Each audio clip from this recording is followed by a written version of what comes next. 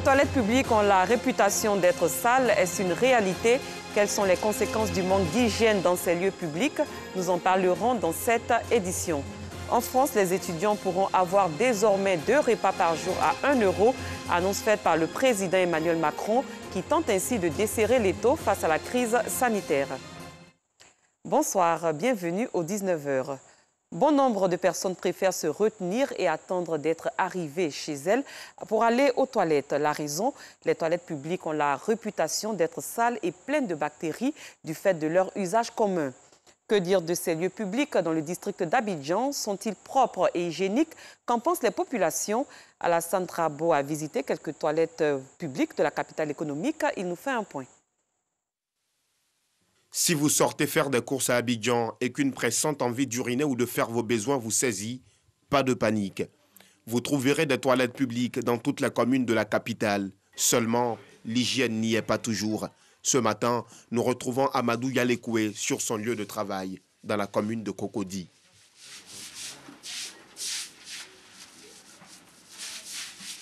Pour laver là, c'est 100 francs.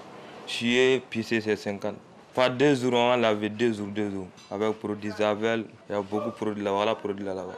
Les clients d'Amadou, majoritairement les commerçantes de cet espace gastronomique, jugent l'endroit propre.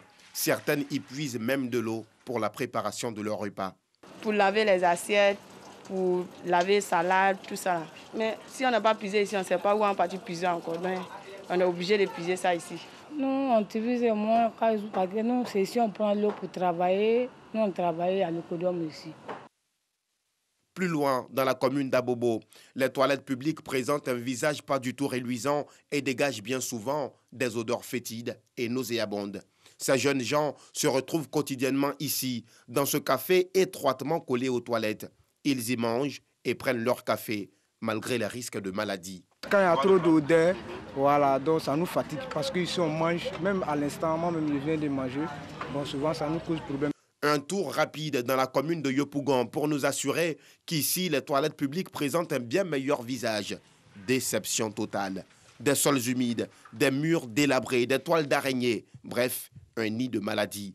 Cela n'empêche tout de même pas l'affluence des clients. Nous prenons la direction de la commune du Plateau, le centre des affaires. Ici, ces latrines modernes auraient été installées par le district d'Abidjan. Les populations trouvent une différence avec les toilettes traditionnelles. Ici, il y a une grande différence parce qu'ici est bien organisé, plus que ce qu'on voit au dehors là-bas. Quand je suis content. Il y a tout ici, là, mais je trouve que c'est propre par rapport à d'autres toilettes que j'ai déjà visitées, quoi. À Abidjan, l'hygiène dans les toilettes publiques fait l'objet d'un débat. Parmi les populations, certains préfèrent uriner dans la rue, d'autres s'accrochent à ces toilettes qui manquent d'hygiène. C'est mieux de pisser dans les toilettes publiques, puisque aller dehors, c'est mettre sa nudité au sud de tout le monde. La rue, ce n'est pas indiqué. Et puis les toilettes publiques, c'est là où il y a toutes les infections.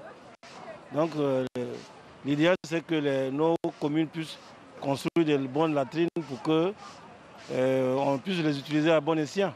Je préfère pisser dans la rue parce que, ou à la maison, parce que les toilettes publiques sont, selon moi, pas hygiéniques. Je préfère uriner dans les toilettes publiques, mais choisir les toilettes qui sont propres. Je préfère uriner dans les toilettes qui sont propres que d'uriner dans la rue. Dans la rue, ce n'est pas bien. Ça rend la commune sale et puis ça dégage de mauvaises odeurs. En 2019, le gouvernement s'est engagé à construire 1494 latrines avec dispositif de lavage de mains.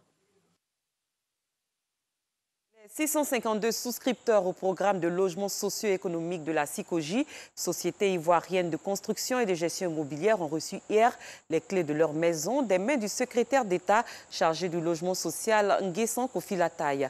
C'était lors de la cérémonie des travaux de l'opération immobilière Azito 2 de la SICOGI dans la commune de Yopougon. Clément Beaucoup.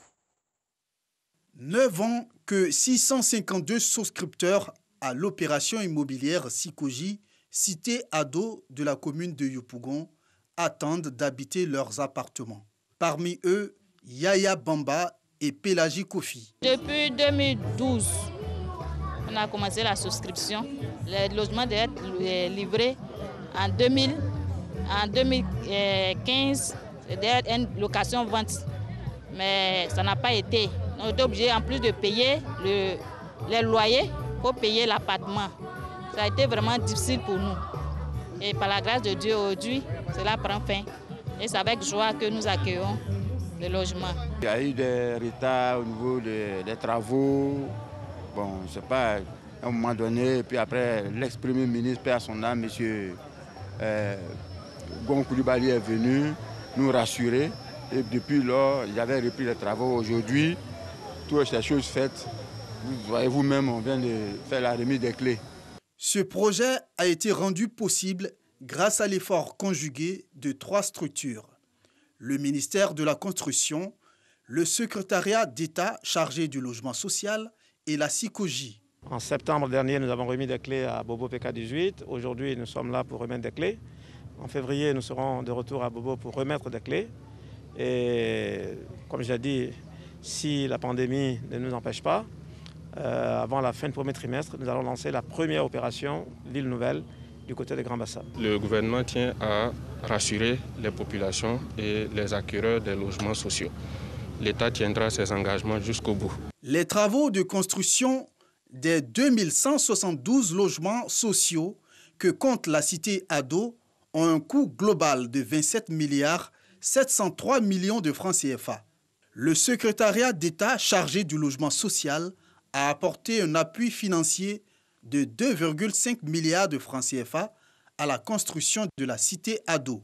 Le mauvais aménagement de la voie d'accès et de la voirie intérieure ont causé de nombreux désagréments aux usagers, d'où l'apport du secrétariat d'État chargé du logement social de 3,5 milliards de francs CFA pour les voiries et les réseaux divers de la cité d'Azito. Avec le lancement de ces travaux, non seulement les premiers acquéreurs d'Azito 1 vont désormais vivre chez eux sans problème, avec toutes les commodités. Et puis maintenant, ceux qui vont venir pour Azito 2 seront à l'aise. Et comme je l'ai dit, c'est vraiment désagréable de construire des cités dont les voies d'accès sont impraticables, où il n'y a pas d'électricité ni d'eau. Et je pense que dorénavant, avec l'accord de M. le ministre de la Construction et de l'Urbanisme, nous allons éviter de mettre à disposition des promoteurs du foncier sans que les voiries et réseaux divers soient préalablement réalisés. L'opération immobilière Azito a un coût global de 25 milliards de francs CFA. La deuxième tranche comporte 1006 appartements de type économique et 36 commerces. Les travaux de ces logements ont été lancés ce jeudi. Ces logements seront construits sur une superficie de 6 hectares et livrés dans 18 mois. Le Cercle ivoirien de réflexion et d'action pour le développement CIRAD a offert des vélos, des cannes anglaises et des béquilles aux personnes en situation de handicap dans les régions du Hambol et du Tchologo. Une action pour faciliter leur mobilité. Des centres de santé des localités sillonnées ont également été équipés en matériel médical. Soro Corona. Début heureux de l'année 2021 pour les personnes en situation de handicap des régions du Hambol et du Tchologo. Ces personnes à mobilité réduite voient leurs moyens de déplacement renforcés. Des vélos, des cannes anglaises et des béquilles distribués aux organisations des personnes vivant avec handicap. Quand on n'a rien, on n'a pas de fauteuil ni de béquilles. Bon, en tout cas, c'est très difficile de se déplacer. Donc vraiment, je tiens à remercier le CIRAD. Tous ceux qui se déplacent aussi avec les cannes anglaises, ce n'est pas du tout évident. Donc, nous avons des cannes traditionnelles, donc confectionnées par les artisans. On se déplace avec ça. C'est une action du Cercle ivoirien de réflexion et d'action pour le développement CIRAD. Cette organisation non gouvernementale se veut le creuset de l'action humanitaire et sociale en Côte d'Ivoire. D'où le choix de cette frange de la population pour le lancement de ces activités au titre de l'année 2021. Une personne âgée qui a même coulé des larmes. Et beaucoup de gens ont coulé les larmes. Des gens qui n'ont plus leurs pieds, qui rampent, qui n'ont plus leurs pieds. Nous avons pensé que cette frange de la population a besoin d'aide. Ces dons sont faits au cours de l'installation des coordinations régionales du CIRAD. Dans le Hambol, ma priorité sera axée sur les femmes et la jeunesse. je vais déjà organiser les femmes dans chaque département, de sorte que chaque groupe prépare les projets et puis qu'on puisse les présenter sur la table du président du CIRAD. Le Cercle ivoirien de réflexion et d'action pour le développement a étendu sa toile de générosité au centre de santé ruraux des 2 régions visitées. L'État ne peut pas tout faire. L'État fait déjà beaucoup. Mais pour ce qui concerne l'équipement au centre de santé, si nous avons des partenaires à l'extérieur qui peuvent nous apporter de l'aide, pourquoi ne pas le faire? Créée en 2019 par le député de Séguéla, Mamadou Diomandé, cette organisation non gouvernementale intervient dans les domaines de l'éducation, de la santé, de l'agriculture, du commerce, de l'équipement et de la formation.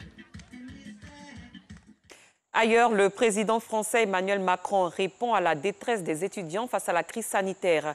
Il annonce que ceux qu'il souhaite pourront bientôt retourner suivre des cours en présentiel 1 jour par semaine à l'université et que tous auront accès à 2 repas par jour à 1 €. À Lyon, ils sont encore plusieurs centaines à être descendus dans la rue pour exprimer leur lassitude face à une situation qui s'éternise. Joël Gosset. En France, mercredi dernier, les étudiants ont manifesté dans plusieurs villes comme Paris, Lille, Strasbourg et Rennes pour défendre les conditions de vie et d'études des étudiants. Là, on est reconfinés et nous, en soi, on ne sort pas. En fait, on est vraiment confinés, contrairement aux gens qui travaillent, aux lycéens, qui, eux, peuvent au moins aller faire leurs études, aller au travail. Et nous, on est vraiment confinés comme au premier confinement, en fait. Informé, le président français a rencontré les étudiants à l'occasion d'un déplacement sur le campus de Saclay, en Essonne, dans le nord du pays. Au cours de cette rencontre, Emmanuel Macron a annoncé que les étudiants français ou étrangers pourront bénéficier d'une extension des repas à 1 € dans les restaurants universitaires s'ils en faisaient la demande. Le premier point sur lequel j'aurais envie qu'on avance et qu'on va mettre en place pour le 2e semestre, il est sur les repas. C'est de permettre à tous les étudiants qui le demandent d'avoir accès aux 2 repas par jour par les restos U à 1 €. Les 2 repas offerts, c'est une excellente chose. Ça va dans la continuité des repas à 1 € avec le Crous, mais il faut que ça soit une action pérenne qui survive après le Covid et qu'il y ait des actions qui soient prises vraiment pour lutter contre la précarité et pas juste soigner de manière exceptionnelle les étudiants qui se sentent abandonnés. Un coup de pouce supplémentaire pour tenter de répondre à l'explosion de la précarité que vivent les étudiants depuis le début de la pandémie. Loin de la France, c'est une politique migratoire à l'opposé de son prédécesseur. Le président américain Joe Biden prévoit l'arrêt de la construction du mur à la frontière avec le Mexique et la naturalisation de quelques 700 000 Dreamers, ces jeunes adultes entrés clandestinement aux États-Unis pendant leur enfance. Le décret signé par le nouveau président américain dès son premier jour de mandat fait particulièrement plaisir à Mexico. Anissette Conan, Alassane Drabou. À peine arrivé, il prend le contre-pied des mesures migratoires de Donald Trump. Joe Biden suspend la construction du mur à la frontière entre les États-Unis et le Mexique. Il a aussi transmis au Congrès un projet de loi migratoire qui permettra de régulariser quelques 700 000 Dreamers. Le terme désigne des immigrés arrivés mineurs aux États-Unis. Bloqués à Ciudad Juárez, au Mexique, ces migrants espèrent beaucoup du nouveau président. Nous sommes très contents et nous reprenons espoir. Si Donald Trump avait gagné, tout aurait été pareil ou pire. Mais maintenant que Joe Biden est au pouvoir, il a promis de nous aider et nous attendons.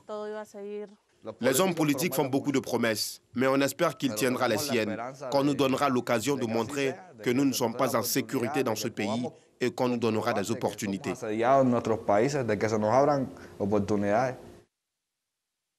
En sport football, le Cameroun et le Mali ont ouvert la 2e journée des matchs de poule du CHAN, championnat d'Afrique des Nations.